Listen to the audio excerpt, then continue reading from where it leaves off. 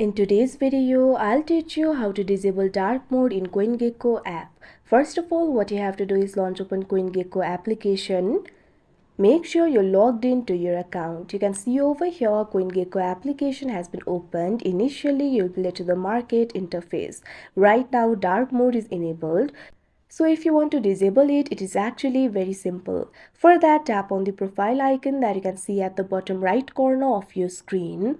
Now you'll be led to the profile interface. You'll be able to find various options over here. Over here, you'll be able to find the section for preferences. You'll be able to find various options like dark mode, colorblind mode, default currency, etc. Right now, dark mode is enabled. In order to disable it, what you have to do is simply toggle off this button right next to the option dark mode. Now you can see over here the button has been toggled off. That means dark mode has been disabled. So like this, you'll be able to disable it. So that is how you disable dark mode in CoinGecko app. I hope you found this video helpful. Thank you for watching.